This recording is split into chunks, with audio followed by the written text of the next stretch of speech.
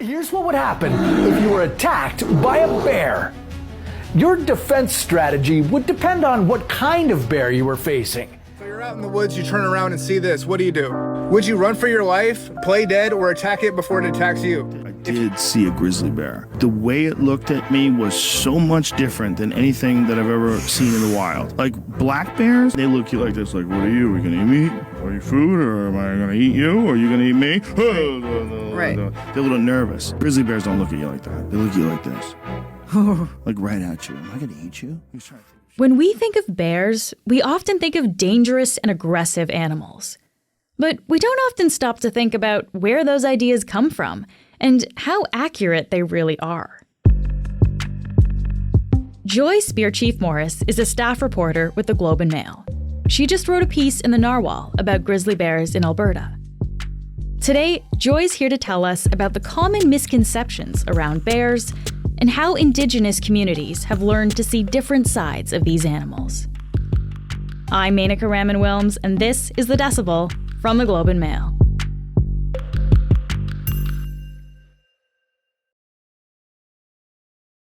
Joy, it's great to have you here. Thank you so much for doing this. Thank you so much for having me. So you spent a lot of time researching bears. Why bears? Funny enough, grizzly bears are my favorite animal, or bears in general. So I've always just had like a really big love for them. I've never been afraid of bears, which I know might be a weird thing to say for most people, but I have never been afraid of bears. I respect them, and I obviously know that they are, not pets, but they don't scare me. But I was always really amazed when I'd have friends who would talk about not wanting to go hiking because they were scared they were going to run into a bear. So I started to think about why I thought the way I did, and if it had things to do with my experiences and how I grew up, and if that also impacted the way I saw bears, and what if you changed the way people thought about bears, would that change the way we manage them? What are some of the misconceptions towards bears that you've come across? Yeah, so the most common ones we think of are the ones that we see most often in media, but also television and movies and the way that bears are depicted in kind of a cinematic way. So, if you think about like The Revenant, the most famous scene is the grizzly bear attacks Leonardo DiCaprio. Right.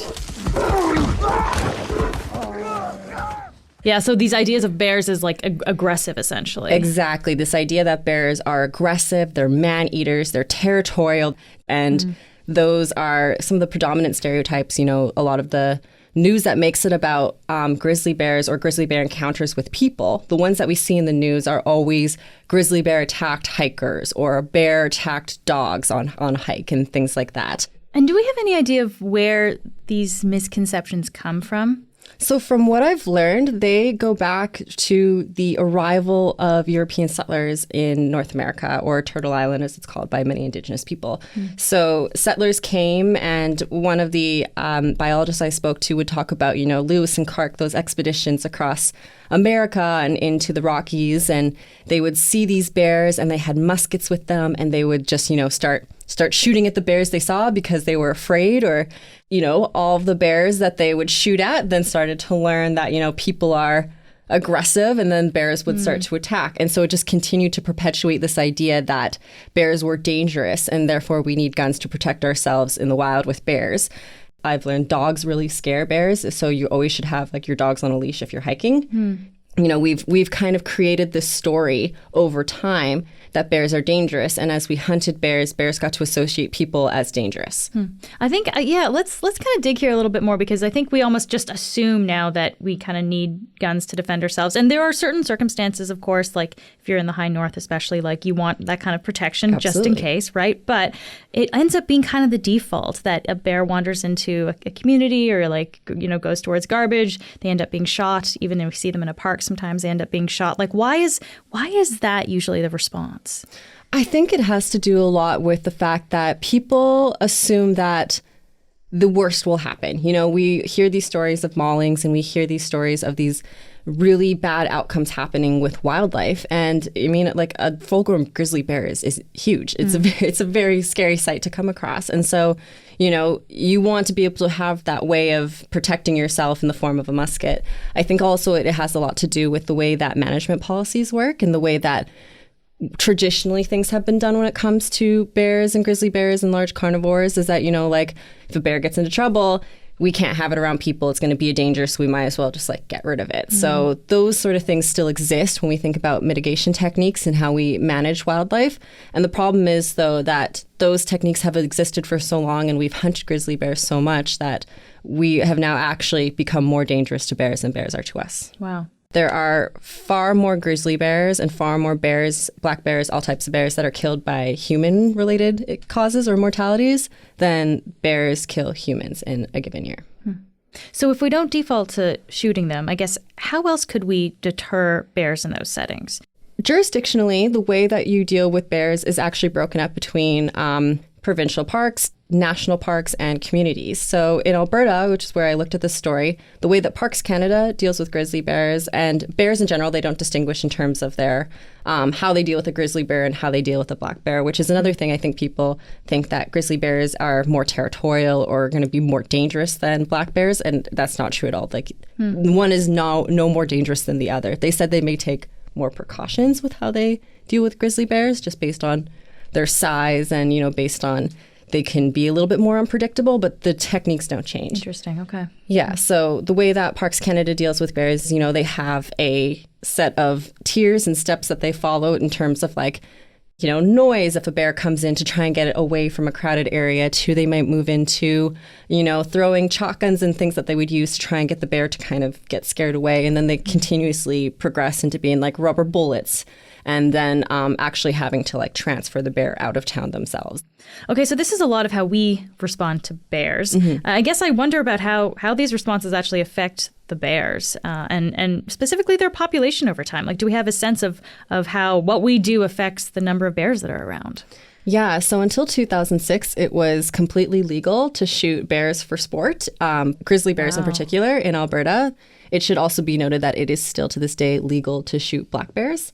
Sport, you can still hunt. You can still hunt black bears, but we reached a point where grizzly bears had been hunted so much, had been driven into forest so much, their numbers had depleted to an amount that we had less than 700 grizzly bears in the entire province. Wow. And so these are Alberta numbers, These are Alberta numbers, yes, specifically. And then in 2010, grizzly bears were named as a species at risk in Alberta, and that allowed a grizzly bear recovery plan to be put in place that would look at how to increase their numbers and protect them.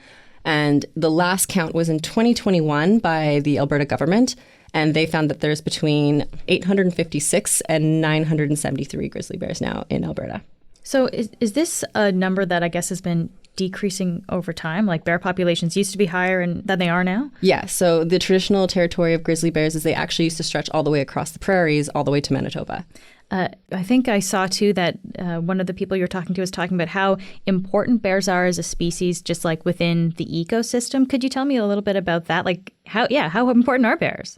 There is this debate going on amongst conservationists and biologists as to whether grizzly bears could be called a keystone species or an umbrella species. And the difference is pretty small because you're looking at a large carnivore and how it impacts the ecosystem as a whole. But the difference is that a keystone species is when you think about adding wolves to Yellowstone National Park in the United States and how the addition of those wolves changed the entire ecosystem dramatically. That doesn't happen with a grizzly bear. A grizzly bear is considered more as an umbrella species. And with that, it means is that by protecting grizzly bears as a large megafauna, we're actually going to protect all of the different species that fall under it. So it is beneficial to the environment. We'll be back in a moment.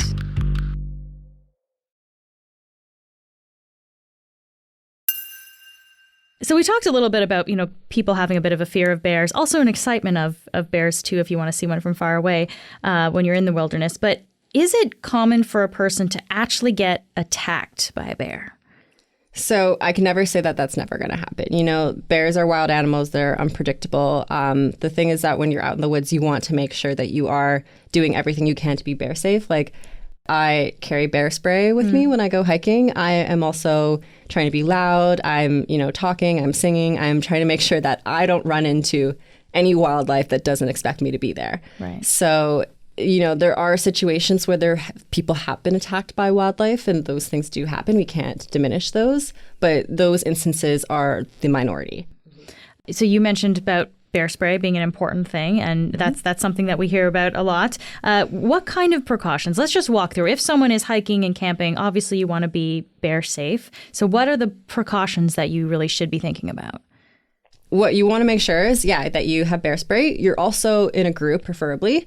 So that also helps you with staying loud. You don't want to surprise wildlife. So you're going to be talking, like when I go hiking with my parents, my dad's always calling out to the bears. He goes, "Hey, bear." He calls out to them just to make sure the bears know he's there. Amazing. So, it sounds silly, but it is alerting them that you're in the area, and more likely they will try to avoid you. But it is being loud. It's also doing things to make sure that you're not attracting bears or wildlife. So if you have snacks, make sure that they're packed tightly in your bags, that you don't have any wrappers loose. Don't leave food around if you stop for a snack, or especially if you're camping, make sure your food is very far out of the way of your exact campsite, but also from any of your packs or your tents or any of your areas. So just making sure you're not doing anything that could potentially attract, a hungry bear looking for a snack. So from all of the interactions and all of the experts I spoke to, and this includes Indigenous experts, this includes parks officials, biologists, conservationists, the real kind of moral behind the story is that you want to be respectful of bears. Like, the more respectful of bears you can be, the more positive your interactions with them are going to be. Okay. Well, let's talk about this then, because we started off really looking at how Western society has been seeing bears as dangerous. But I know you've also looked at how Indigenous communities view bears. So tell me about that and how it's different. Yeah, so I am a member of the Gaina Blood tribe, so that is part of the Blackfoot Confederacy. So I'm a Blackfoot woman. I'm also an African-American woman. So I grew up with knowing a lot of the traditions that surround my people and, always learning different stories. I think with Indigenous people in Canada, we always have to remember that Indigenous people are individual nations. We're not monolithic, but we have similarities in the stories that we share. And I'd always had heard the stories of bears amongst different Indigenous nations and my nation as these stories of a lot of respect. And that would be regardless of whether or not particular nations hunted bears or did not. There's always this idea of the power of bears, the spiritual significance of bears, and the amount of respect that was had for bears. So I started to look into these a bit deeper, and with the area that I looked at in Alberta, it is the traditional territory of the Blackfoot people, along with the Tsuut'ina people, the Stoney Nakoda, and also some Métis settlements from Alberta. So I managed to speak with an elder from the Gaina Blood tribe, and he told me the Blackfoot story of the grizzly bear. And it's this beautiful story of the bear, how he came to man. He taught man how to live, taught man how to heal. And in return, he said that you would not kill him, that you would respect him, and you wouldn't even use his real name. So there are still societies in the Blackfoot culture that don't. The ones who are part of those particular medicine pipe bundles that are related to the grizzly bear, they cannot say the name grizzly bear. So they use a pseudonym. So the Blackfoot word for grizzly bear that is used is Baksikoi, which means greasy mouth, or kind of referring to the foam and round of mouth that, like, when it drools. And that is what's used instead. So there are a couple of those in Blackfoot culture where different names are used instead of the actual name of the animal. Black bears, actually, we do use the name for black bears. So Giayo, it means bear. That's used more preferably to black bears, but grizzly bears in particular have their own name and their own story. What I am hearing out of a lot of this too is this kind of respect that you were talking about, right? It's a respect for the animal, and it's a different kind of relationship. Exactly, yeah. It's very much a relationship that's based on respect. And the elder who spoke to me, his name's Mike Brewsted, he always talked about how, Blackfoot people don't get attacked by bears in his words. And what he would say is because, there is that understanding and that respect between the two groups of people. How did you see this translate kind of in I guess, day to day nowadays of how certain communities interact with bears then?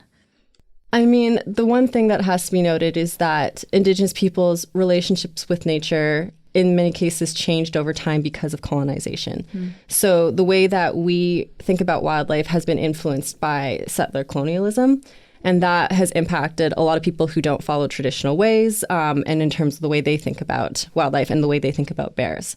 So when settlers came and pushed our people into reservations and the policies that resulted in starvation, our people began to hunt bears for food, for their need to survive.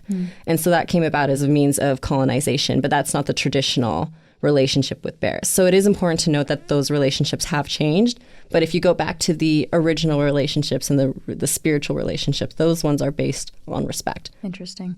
Well, I want to ask you about Waterton National Park. This is in southern Alberta, and it seems like there's some interesting initiatives that are happening here. So can you tell me, Joy, about what you learned about Waterton and I guess Parks Canada and what they're doing about bear and wildlife conservation?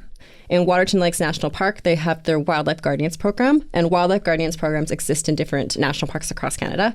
And the role of Wildlife Guardians is that they are the first kind of point of interaction between visitors to the park and Parks Canada itself. So they're the people who are out there talking with people. They're, providing ways to be safe in the national park, kind of safety features, a lot of those things we talked about in terms of, carrying your bear spray and putting away your garbage and, being allowed on trails and, having plans and going in groups. All those things. Waterton has done something very unique in that in 2022, they were the first park in Canada to make an entirely Indigenous-led and Indigenous Wildlife Guardians team. So all the members of that team were Indigenous, and most of them were local to the area. And so what happens is there was this added idea or this added piece of education that came to those interactions, and that now these visitors are interacting with people who come from Indigenous worldviews and Indigenous perspectives and are able to share those sort of viewpoints with visitors about what it means to be interacting with wildlife and also what it means to be interacting with Waterton itself, because it is a very sacred place to the Blackfoot people. Yeah. So, it looks like there's a lot of work happening in that direction, but it sounds like there's a lot of work to undo, right, because of our, years of stereotypes and just general misconceptions about how we interact with wildlife and about bears in particular. So, I guess from the people you've talked to and the research you've done, Joy, how do we go about doing that, changing those misconceptions so that we learn to better coexist with bears? I think really it starts with this idea of education. And, it's just making sure that people understand when they go into the wilderness and when they go out hiking and out in the wild that they are entering the territory of wild animals and they should be respected as wild animals, but also understanding that not every interaction you're going to have with wildlife will be a negative interaction, and making sure that you understand what you need to do to keep yourself safe, what you need to do to keep the animals around you safe as well, because, humans are a danger to bears. And so it is important that we are, showing respect for these animals because we want bears on the landscape and we want them around. And we also want to be able to enjoy the outdoors in a way that we're safe as well. Joy, this has been so interesting. Thank you so much for being here today. Thank you for having me. That's it for today. I'm Menaka Raman-Wells. Our summer producer is Nagin Nia. Our producers are Madeline White, Cheryl Sutherland, and Rachel Levy-McLaughlin. David Crosby edits the show. Adrian Chung is our senior producer, and Angela Pacenza is our executive editor. Thanks so much for listening, and I'll talk to you tomorrow.